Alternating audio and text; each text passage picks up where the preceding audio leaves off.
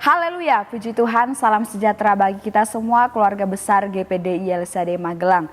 Kita mengucap syukur kepada Tuhan karena pada hari ini kita dapat menikmati kebenaran firman-Nya. Puji Tuhan Bapak Ibu, renungan firman Tuhan pada hari ini saya berikan judul Jangan Merugikan Diri Sendiri. Kita buka Alkitab kita di dalam Amsal 8 ayat yang ke-36. Sekali lagi Amsal 8 ayat yang ke-36. Demikian bunyi firman Tuhan. Tetapi siapa tidak mendapatkan aku merugikan dirinya. Semua orang yang membenci aku mencintai maut.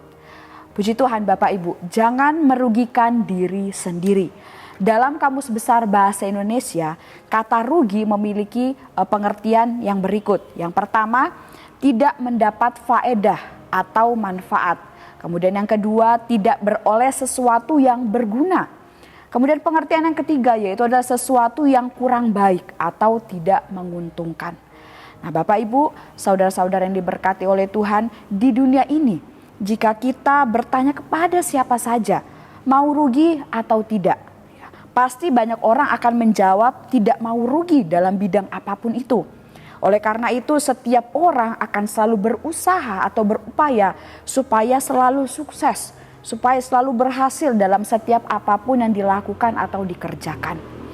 Tetapi mau sekeras apapun juga seseorang berusaha atau berupaya, jika dia tidak memiliki satu hal penting yang akan kita sama-sama pelajari hari ini, sesungguhnya dia sedang merugikan dirinya sendiri, bahkan di dalam banyak bidang kehidupannya.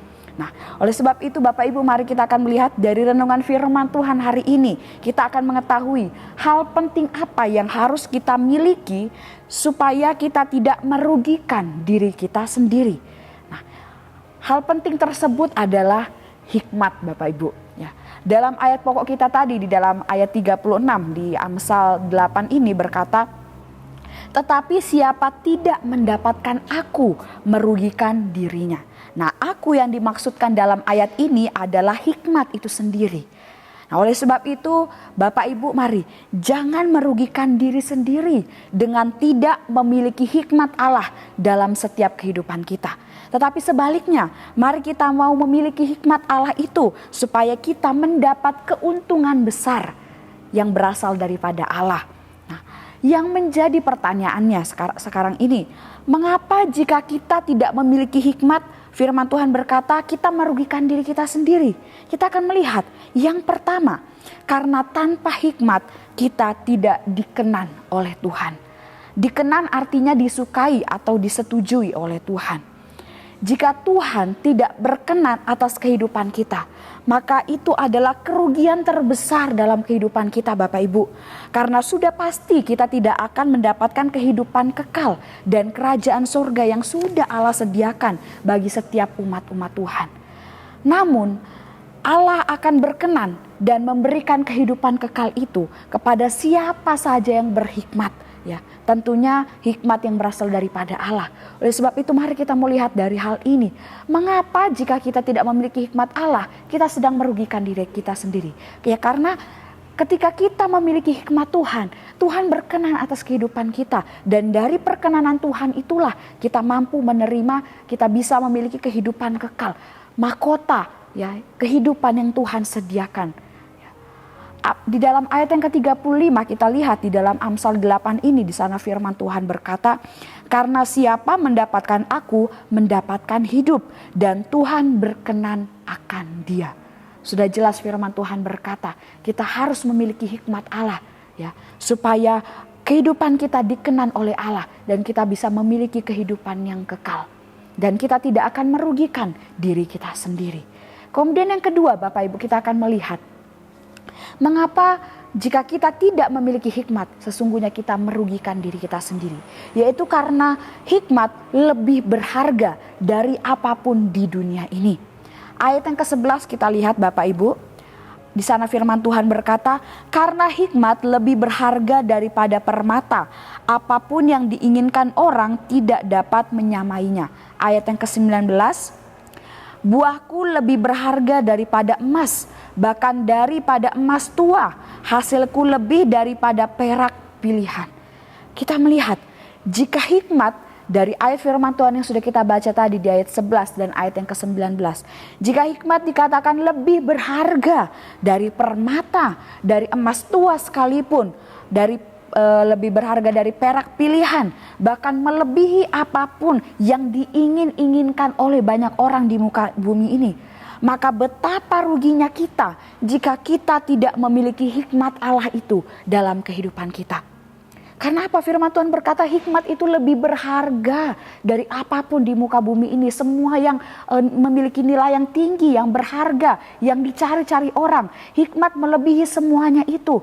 Oleh sebab itu saat kita tidak punya hikmat Allah, kita rugi Bapak Ibu. Ya, kita sedang merugikan diri kita sendiri.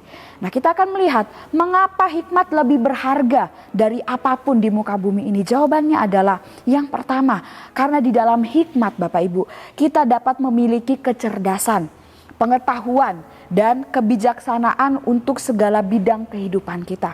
Ayat 12 firman Tuhan di sana berkata, "Aku hikmat tinggal bersama-sama dengan kecerdasan, dan aku mendapat pengetahuan dan kebijaksanaan." Di sini kita melihat mengapa hikmat itu lebih berharga. Karena jika kita memiliki hikmat, maka kecerdasan itu, pengetahuan itu, kebijaksanaan itu pun ada kita miliki dalam kehidupan kita. Sehingga dalam hidup ini kita dapat menjadi pribadi yang cerdas dalam belajar atau dalam memahami sesuatu. Kita dapat menjadi pribadi yang dapat mengetahui banyak hal atau berwawasan luas. Ya. Kemudian kita bisa juga menjadi pribadi yang pandai dan terampil dalam pekerjaan kita, dalam apapun yang kita lakukan. Dan kita pun dapat menjadi pribadi yang bijaksana dalam melakukan dan memutuskan segala sesuatu. Dan tentunya masih banyak hal-hal baik lain yang akan kita miliki, yang dapat kita kerjakan jika ada hikmat Allah dalam kehidupan kita. Kemudian alasan yang kedua mengapa hikmat lebih berharga dari apapun, yaitu adalah karena dari hikmat, ya, hikmat ini menghasilkan kekayaan, kehormatan, dan keadilan bagi kehidupan kita. Ayat yang ke-18 firman Tuhan berkata, "Kekayaan dan kehormatan ada padaku, juga harta yang tetap dan keadilan." Dari hikmat Allah ini Bapak Ibu yang kita miliki, yang jika itu ada dalam setiap kehidupan kita, maka kita akan menjadi orang yang diberkati oleh Tuhan sampai berkelimpahan. Firman Tuhan berkata di dalam hikmat, ya, daripadaku ada kekayaan, ya, diberkati dengan begitu melimpah dari Tuhan, ya, karena di pekerjaan kita jika kita memiliki hikmat, kita bekerja dengan tekun, kita bekerja dengan bijak sehingga kita bisa naik pangkat atau bisa naik jabatan sehingga gaji kita pun bisa naik. Dan jika kita memiliki hikmat di dalam usaha kita, kita berlaku jujur, kita melakukan usaha dengan baik, ya, sehingga akhirnya Tuhan kirimkan pelanggan-pelanggan yang banyak, sehingga kita bisa diberkati sampai berkelimpahan. Itu jika kita miliki hikmat dalam kehidupan kita, maka firman Tuhan akan menggenapi janji-janjinya, yaitu di mana kita akan diberkati sampai berkelimpahan. Karena apa? Dalam pekerjaan kita, dalam usaha kita, ada hikmat Allah yang kita gunakan. Sehingga firman Tuhan berkata dari hikmat itu ada kekayaan, diberkati dengan melimpah.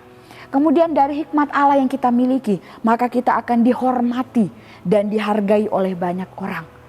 Kemudian dari hikmat Allah pun yang kita miliki, kita dapat menjadi pribadi yang diperlakukan adil oleh orang lain. Ini yang firman Tuhan katakan. Oleh sebab itu mengapa hikmat dikatakan lebih berharga dari apapun di dunia ini. Semua yang dicari-cari orang yang bernilai tinggi sekalipun, hikmat melebihi semuanya. Oleh sebab itu mari Bapak Ibu, jika kita memiliki hikmat Allah, kita tidak hanya menjaga hidup supaya tidak merugikan diri kita sendiri, tetapi sesungguhnya kita sedang memenuhi kehendak Allah atas kehidupan kita. Karena Allah memang menghendaki supaya kita setiap umat-umatnya hidup dengan hikmat yang berasal daripada Allah itu sendiri. Seperti yang dikatakan di dalam ayat 35 tadi, bahwa siapa saja yang mencari dan mendapatkan hikmat itu, ya, maka Tuhan berkenan atas kehidupannya. Sebab itu mari saat kita memiliki hikmat Tuhan, saat itu kita sedang mempermuliakan nama Tuhan. Tuhan berkenan atas kehidupan kita. Dan bagaimana kita mencari dan mendapatkan hikmat? Caranya adalah kita minta kepada Bapa. Kita minta kepada sang sumber hikmat itu, yaitu hanya Tuhan Yesus. Yakobus 1 ayat yang kelima firman Tuhan berkata, tetapi apabila di antara kamu ada yang kekurangan hikmat, hendaklah ia memintakannya kepada Allah yang memberikan kepada semua orang dengan murah hati dan dengan tidak membangkit-bangkit, maka hal itu akan diberikan kepadanya. Hikmat itu akan diberikan kepada kita saat kita minta kepada Bapa. Dan jika kita minta dan Allah berikan, maka saat itu Allah akan berkenan atas kehidupan kita. Dan semua hal-hal baik, semua berkat-berkat yang sudah sama-sama kita bahas tadi, itu akan menjadi bagian kita semua. Puji Tuhan, Tuhan Yesus memberkati. Mari kita sama-sama mengakhiri renungan hari ini dengan berdoa. Terima kasih Tuhan, terima kasih Bapa, kami mengucap syukur buat kebenaran firman-Mu yang dapat kami nikmati pada hari ini. Kami yakin percaya firman-Mu itu adalah anugerah bagi setiap kehidupan kami. Dan Roh Kudus tolong kami untuk dapat mengerti, memahami, bahkan melakukan setiap firman-Mu itu dalam kehidupan kami. Sehingga kehidupan kami semakin hari, kami semakin mempermuliakan nama Tuhan. Engkau memberkati seluruh sidang jemaat Tuhan yang ada di GPDI El Shaddai Magelang ini. Besarlah Tuhan dan sangat terpuji, dan kebesarannya tidak terduga.